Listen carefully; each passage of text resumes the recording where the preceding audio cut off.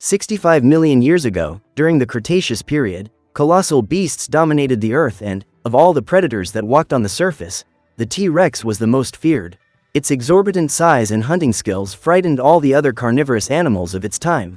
However, his reign was limited to the surface, as an even larger and more threatening creature known as the megalodon lived in the ocean.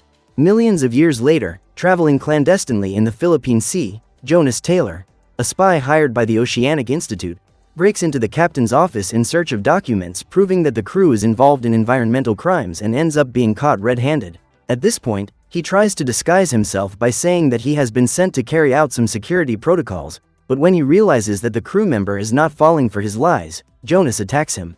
Soon after, other men appear and are easily taken down by the spy, who attacks them by surprise, opening the way for him to escape. However, when he realizes that he is being followed, Jonas strikes his opponents and runs towards the edge of the ship. During his escape, he ends up being surrounded and has to get rid of the men before moving on. After taking down all those guys, Jonas climbs the pile of containers to try and escape, but soon realizes that he is surrounded and has nowhere else to go. When he is questioned by the captain about his true identity, the spy says that the entire crew is under arrest for illegally disposing of radioactive material. After hearing this, the men decide to eliminate him to prevent their secret from spreading, but Jonas jumps into the ocean and manages to get rid of them.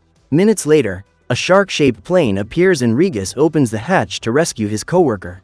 A few hours after the rescue, the trio lands in China, where Curtis and Juming are working on the development of a highly technological diving suit.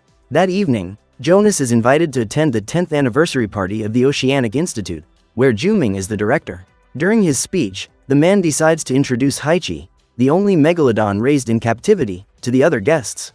According to him, his team found her injured when she was a baby, so they decided to take her to the institute and, thanks to her, they were able to learn a lot about the species and the cesspit where they live. Thanks to donations from the institute's supporters, Juming's company has managed to create vehicles capable of overcoming a thermal layer of freezing water that separates the world of megalodons from the rest of the ocean. After passing through this layer, the vehicles need to enter a pit that is 7,600 meters below sea level, where a new ecosystem awaits to be discovered. When she learns that her father is to be sent to Mana 1, a marine research center, Mei Ying tries to convince him to take her, as the girl really wants to dive into the pit with him. However, Jonas says that this will be a very dangerous mission and says that his daughter can go to Mana 1 just to observe the dive. Just then, Regis appears and reveals that Juming is swimming with the megalodon. On hearing this, Jonas goes to meet his brother-in-law and discovers that he went into that tank to carry out an experiment. The man is determined to prove to his colleagues that humans and sharks can bond, so he uses sonar to attract Haichi. However, after a lap around the tank, the animal swims towards its trainer at high speed and, when Juming is about to be devoured, everyone closes their eyes to avoid watching the scene.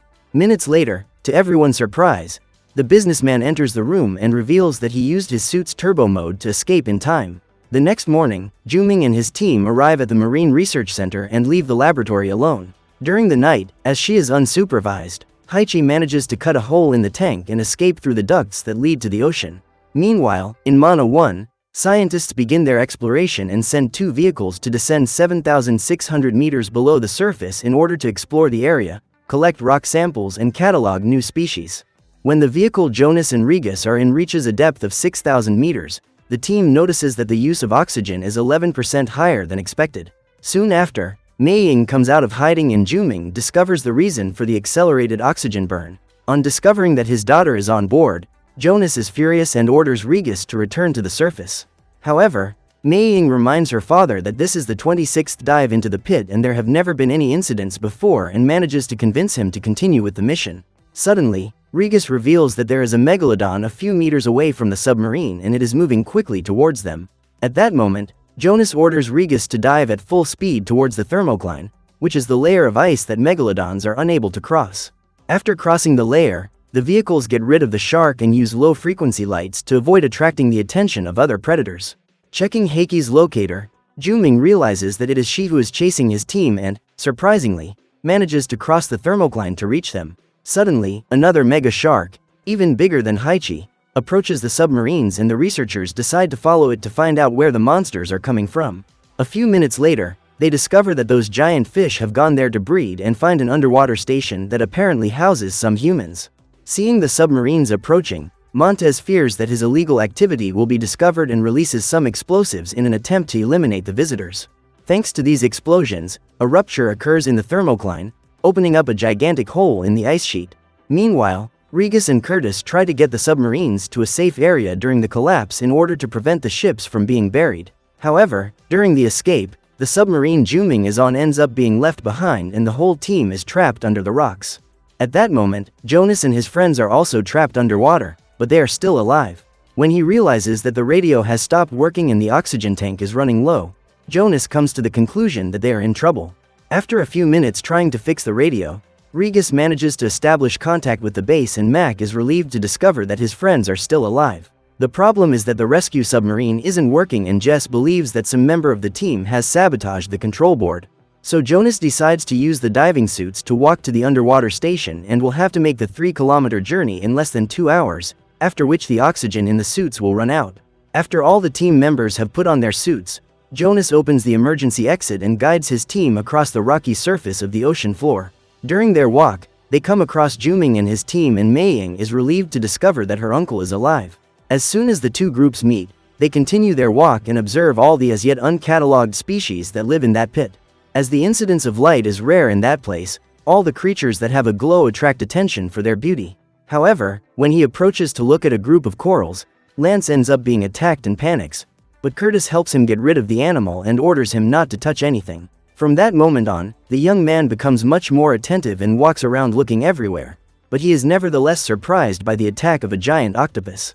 When he realizes that his partner has been attacked and sees his helmet floating in the water, Jonas orders Regis to cover his rear and shoot anything that moves. While crossing an isolated valley in the middle of nowhere, Jonas and Juming notice the presence of megalodons, which are studying the behavior of their prey before attacking. Suddenly, the team is surprised by a school of fish that swims quickly towards them and, right behind them, some smaller, faster creatures begin to approach. As the group is only a few meters away from the station, Jonas orders them to run there, but they end up being caught and have to fight the monsters. Seeing his niece being captured, Juming despairs and tries to hold her, so they are both dragged through the ocean until Jonas manages to hold the creature and free his daughter. During the battle, one of the predators tries to grab Curtis's head and the woman's costume begins to crack. At this point, Juming lights a flare and drives the monsters away with the strong glow, as these animals are adapted to living in total darkness. The problem is that in doing so, the man attracts the attention of the megalodons and Jonas throws the flare away to buy time for his team to escape. However, during their escape, the survivors are hit by the debris generated by the attack, but soon manage to recover from the impact and continue running until they reach the hatch. As her air tank is about to run out, Sal finds it difficult to get around, so Juming readily offers to help her.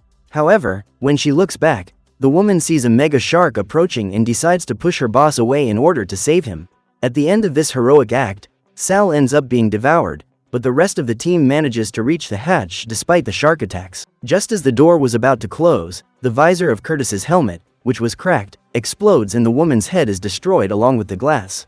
After losing 3 co-workers, the 4 survivors have no choice but to continue their mission to reach the surface alive and they walk around the station armed and ready to react if any enemies appear. While Meiying tries to get in touch with her friends on Mana 1, Regis and the others discover that someone is illegally mining rare metals used in the aerospace industry.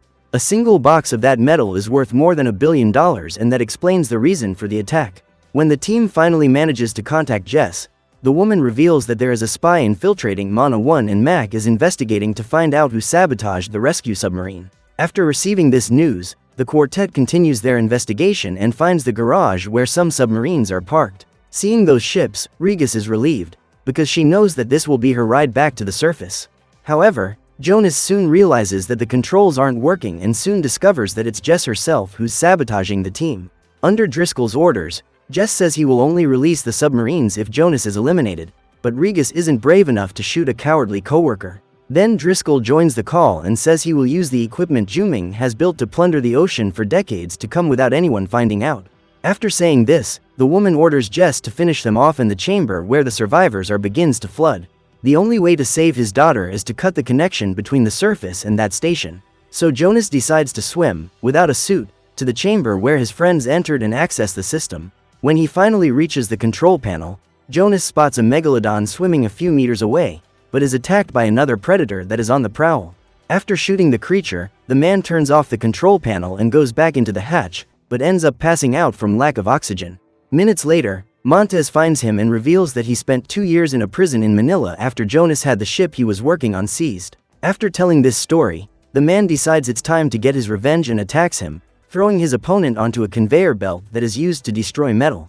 Montez then tries to eliminate Jonas with a pickaxe, but is hit on the head and the spy uses the tool to stop the conveyor belt. After throwing his opponent into the water, Jonas rushes to save his daughter and friends and opens the chamber to free them before they drown. At this point, the team rushes to Montez submarine and Juming has the idea of turning on all the lights in the station to attract the attention of the megalodons and prevent their ship from being attacked as they escape. When the man returns to the submarine and closes the hatch, Regis starts the engines and, minutes later, the team crosses the thermocline to reach the surface. Looking out of the window, Juming sees the hole in the thermal layer caused by the explosions and says that the crack will probably close within an hour. But in the meantime, the creatures that live inside the pit can come out and cause big problems in the open sea. When he checks the security camera footage, Mac discovers that it was Jess who sabotaged the rescue submarine and asks for DJ's help to immobilize her along with the guards who are working with her. After entering the station, Jonas orders Regis to go out in search of a boat that the team can use to escape while he goes out in search of Mac and DJ. While the mining station was being destroyed, Montez managed to escape with his diving suit and reaches Mana 1.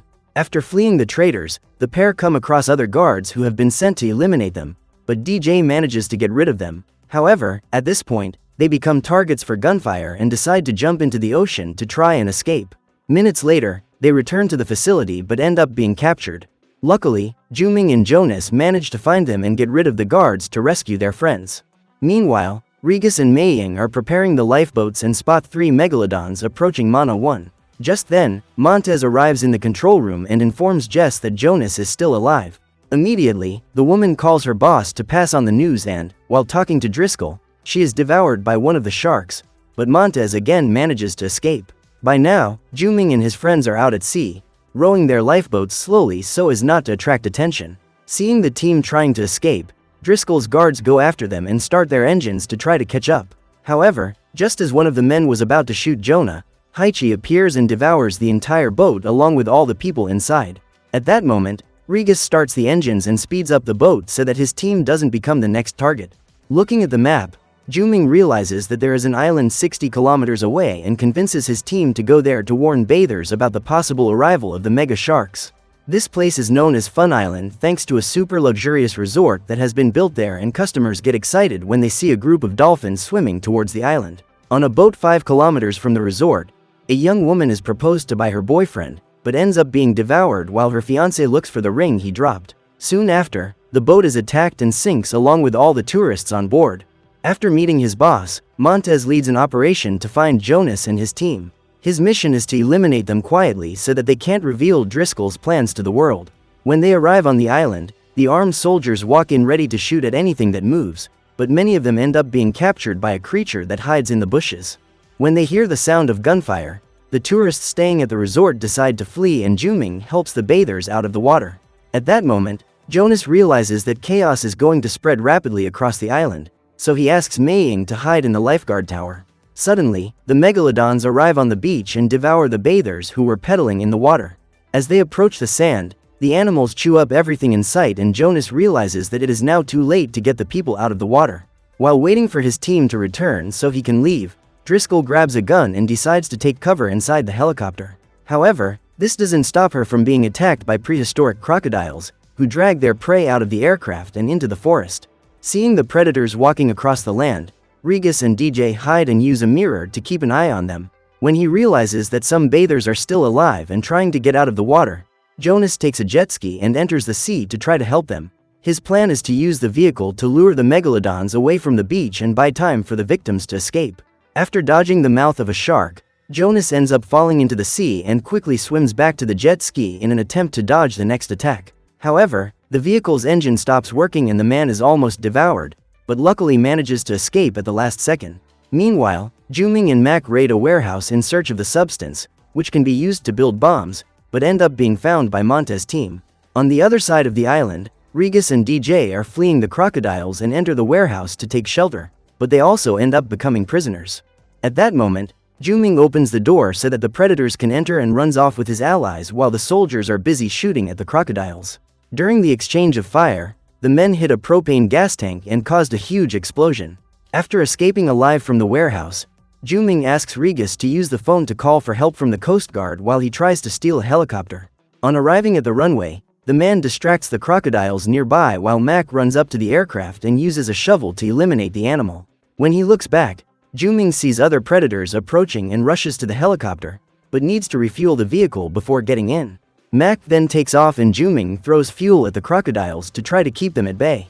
Seeing his friend about to be reached, Mac uses a flare to blow up the monsters and manages to save him. When he realizes that the bathers have managed to get out of the water, Jonas decides to test a new attack and throws a few bombs tied to harpoons to try to eliminate the sharks. Despite missing the first attack, the man decides to try again, and after dodging the attack of one of the sharks, he explodes the head of the monster that was swimming towards him. Now there is only one megalodon left to defeat and Jonas is about to blow it up when he is interrupted by Montez, who starts shooting while chasing him in a speedboat. Just then, an octopus invades the resort and captures the guests on the deck. Seeing some bathers in danger in the water, Mei Ying decides to help them and tries to reach her uncle in the helicopter. However, before Juming could pull his niece up, the aircraft is captured by the colossal monster, which uses its tentacles to pull the helicopter into the water. Just before the accident, Juming decides to jump out of the vehicle and manages to save himself, but Mac is not so lucky. At that moment, he sees Mei Ying being captured and rushes to save her while Jonas is on the bridge trying to get rid of the mega shark's sharp teeth. When he realizes that he is being chased by Montez, Jonas hides to carry out a surprise attack and manages to disarm his adversary. At that moment, blood from the wound in Montez's leg begins to flow into the water and Jonas sees Mega approaching. Just as Montez was about to grab his pistol to eliminate him, the man pushes him into the megalodon's mouth and finally manages to get rid of him. During the attack by the giant octopus, Juming is captured and dragged into the water. He then sticks a bomb into the creature's skin and gets away before it explodes. Even after this attack, the monster lives on and the man is captured. However, when the megalodon appears, the octopus has to release him to defend himself against his greatest adversary. In the midst of the monster's duel, Juming manages to swim back to the surface and swims to the wreckage of the helicopter to save Mac. Seeing his friends in danger, Jonas immediately goes to meet them and uses one of the helicopter's propellers to attract the shark's attention. Then, when the animal jumps out of the water to grab him, Jonas hits its mouth with the metal and pierces the creature's skull. The battle seemed to be won until Haichi appeared and Juming once again decided to try using the sonar to give the animal commands. Luckily, this time his plan works and Haichi diverts the route, so the trio has a chance to escape. A few hours later, the Coast Guard helicopters approach the island and Juming celebrates with his friends having survived the most dangerous mission of their lives. So what did you think of this movie? Leave it in the comments below. And if you liked the video, like and subscribe for more movie recaps. See you next time.